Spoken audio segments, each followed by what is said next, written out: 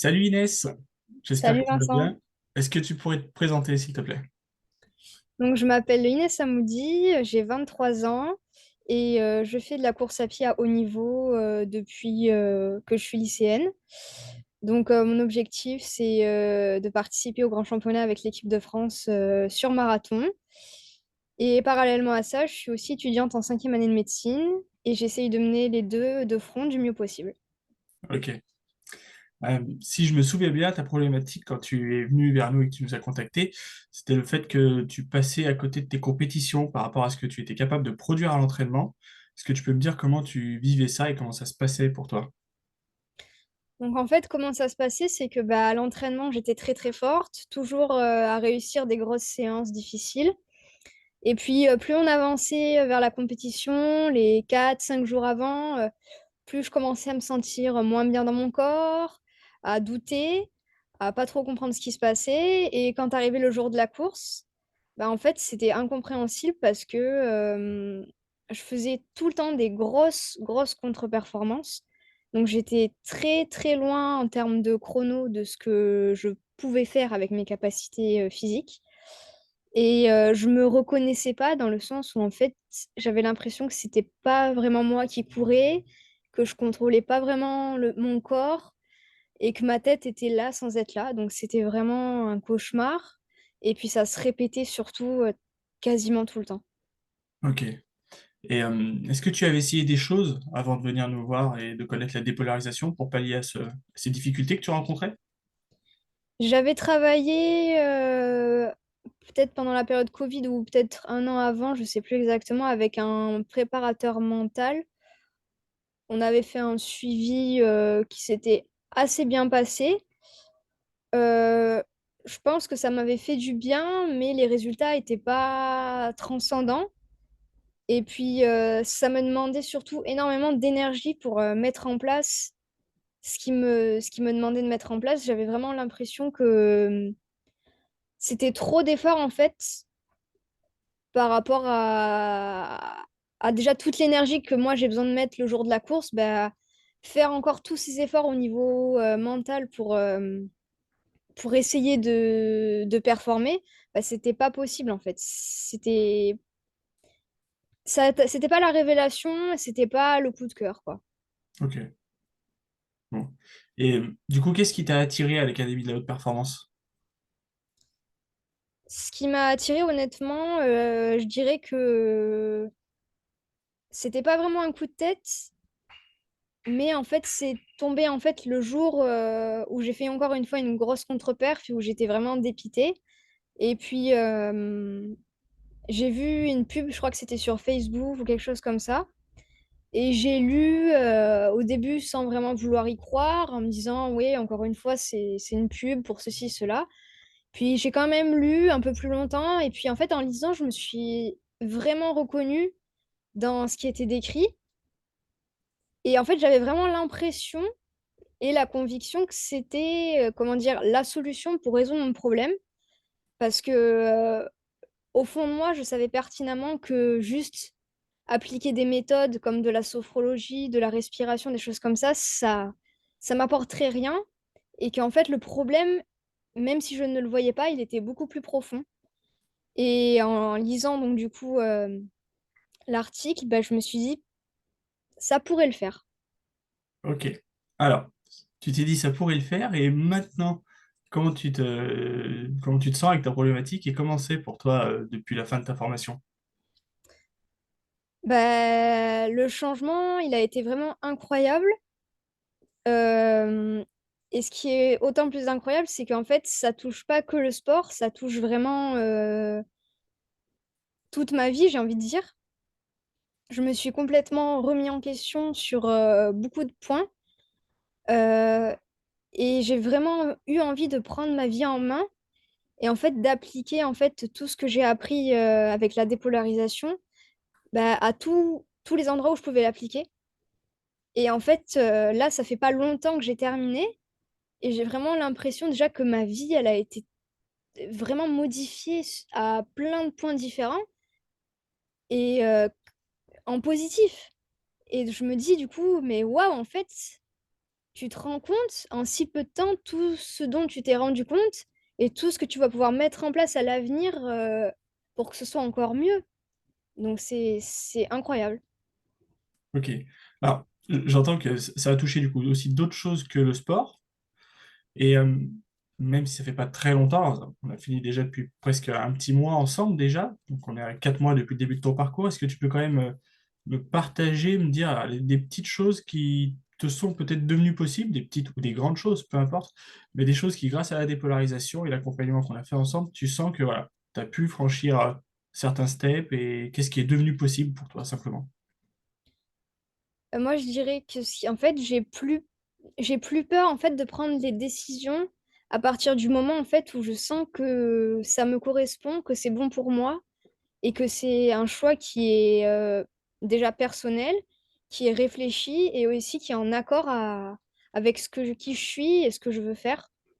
Et donc, c'est vraiment, en fait, accepter de se mettre dans des situations, en fait, où des fois, ben, j'aurais eu peur d'y aller, où j'aurais eu honte, où j'aurais pensé que j'aurais été mal perçue, donc je l'aurais pas fait.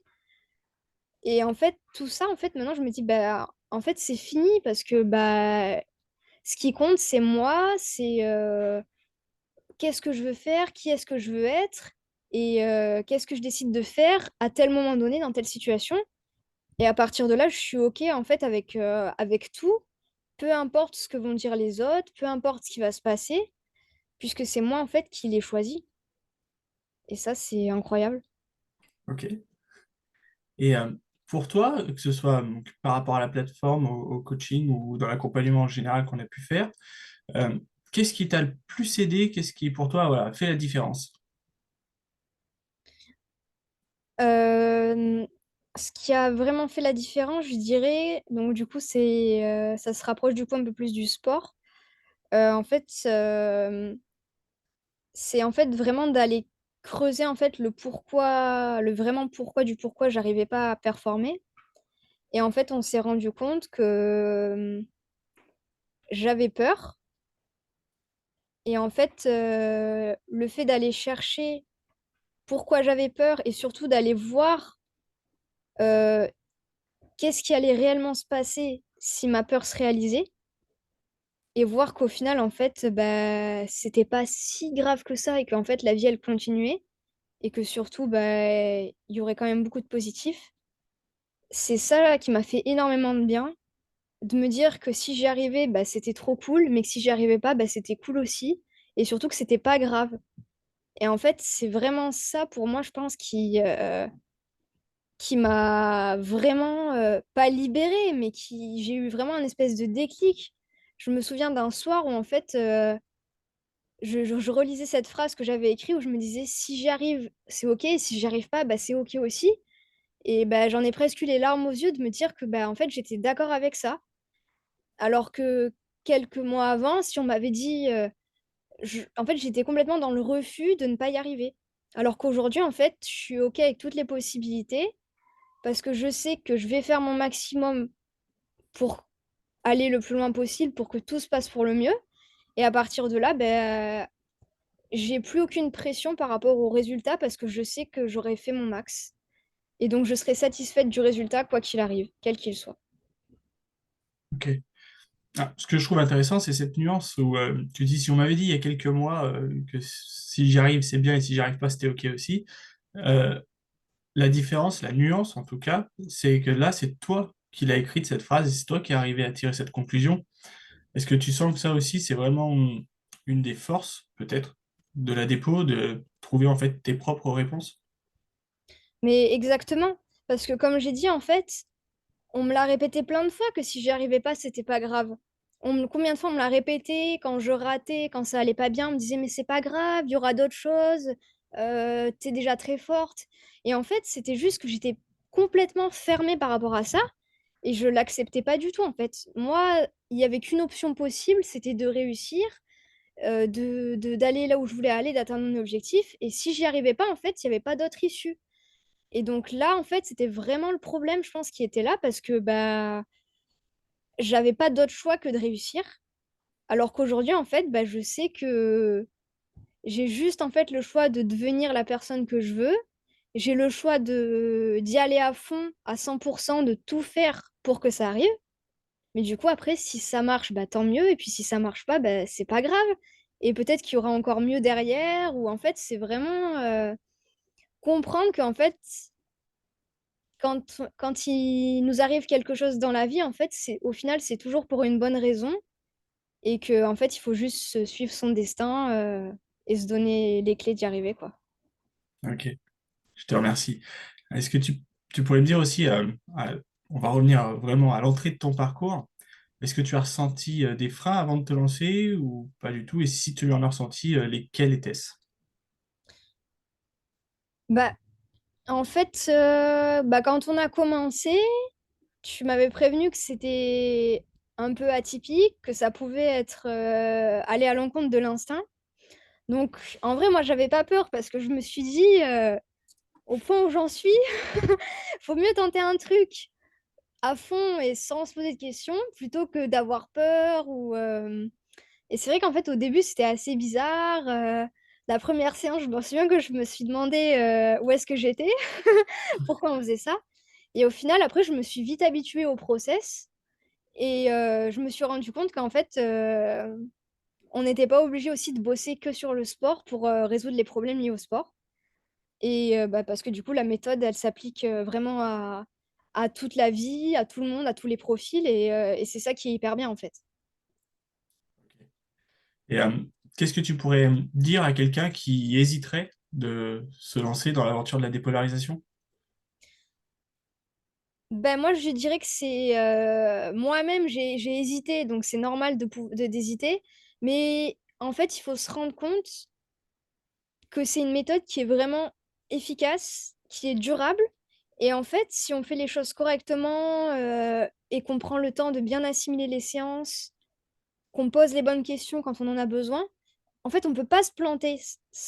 Je pense que ça ne peut pas ne pas fonctionner parce que c'est une méthode qui est vraiment centrée sur la personne, sur l'être humain et en fait, c'est pas basé sur des techniques, accessoires, en fait, parce que ça, c'est un peu j'appellerais ça des cache-misères. Quand on essaye de respirer pour se calmer, tout ça, bon, ça peut marcher, mais ce que je veux dire, c'est que ça v résout pas le fond du problème. Là, la dépolarisation, ça permet vraiment d'aller voir, en fait, qu'est-ce qui bloque dans l'être humain, dans la conscience, dans le subconscient. Et en fait, si on arrive à faire ce travail, forcément, on débloque des choses. Donc, c'est vraiment une méthode, je pense, qui ne peut que être efficace et surtout qui est durable sur le long terme et qu'on peut réutiliser quand on en ressent le besoin aussi.